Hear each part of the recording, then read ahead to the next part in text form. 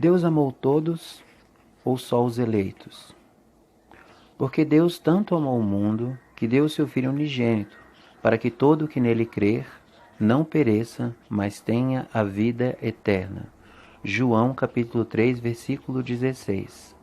Se aceitarmos que a propiciação, através do sacrifício de Jesus, é pelo mundo inteiro, como diz esse texto, meus filhinhos, escrevo-lhes estas coisas para que vocês não pequem.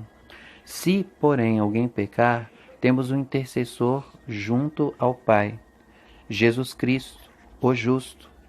Ele é a propiciação pelos nossos pecados, e não somente pelos nossos, mas também pelos pecados de todo o mundo. 1 João, capítulo 2, versículo 1 e 2. E também aceitarmos que a manifestação do amor de Deus se encontra na ação de Ele ter enviado o seu Filho como propiciação pelos nossos pecados, como diz esse texto. Foi assim que Deus manifestou o seu amor entre nós.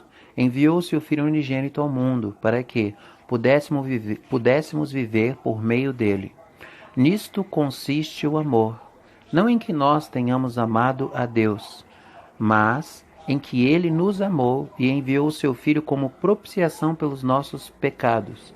1 João capítulo 4, versículo 9 e 10. Então, por que deveríamos interpretar textos como João 3,16, limitando o amor de Deus apenas aos supostos eleitos?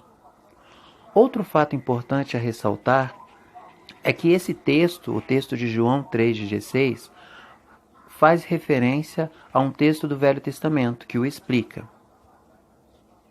Da mesma forma como Moisés levantou a serpente no deserto, assim também é necessário que o Filho do Homem seja levantado, para que todo o que nele crer tenha vida eterna, porque Deus tanto amou o mundo que deu o seu Filho unigênito, para que todo o que nele crer não pereça, mas tenha a vida eterna.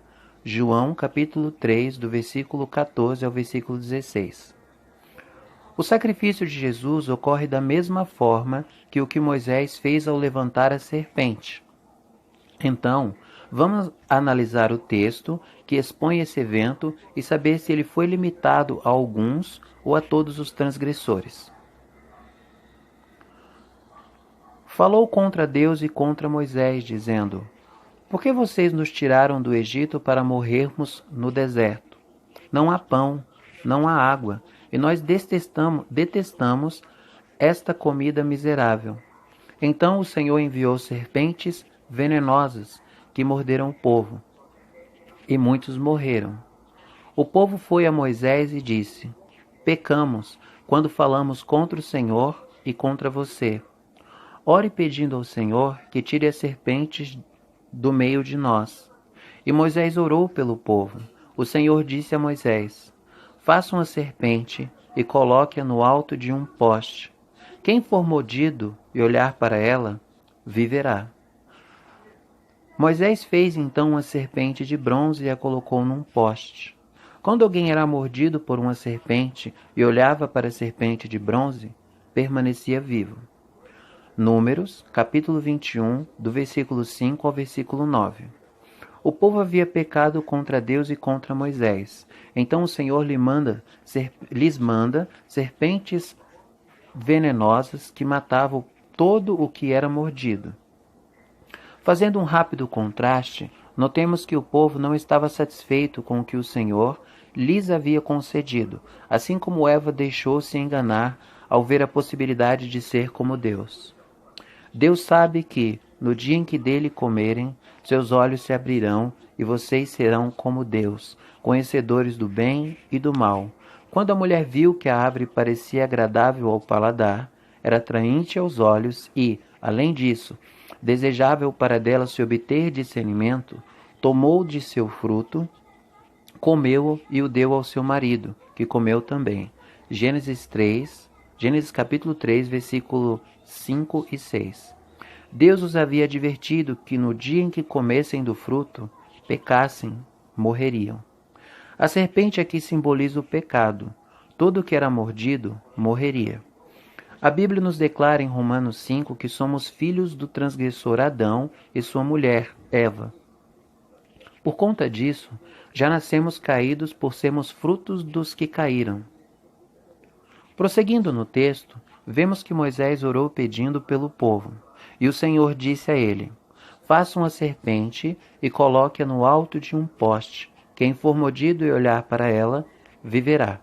A serpente de bronze figurava Cristo, como o texto de 1 Coríntios 5:21 afirma.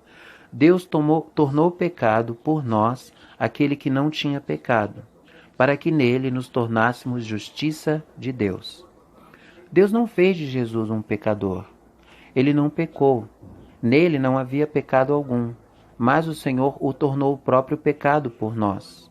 Assim como todo mordido que olhava para a serpente de bronze com fé ficava livre da morte, todo que olha para o Filho com fé fica livre da justa condenação. O evento que Deus realizou por meio de Moisés não se limitava a alguns mordidos, mas a todo o povo. Quando alguém era mordido por uma serpente e olhava para a serpente de bronze, era livrado da morte. Se esse evento figurava o sacrifício de Jesus, por que o mesmo se limitaria aos eleitos se todos pecaram?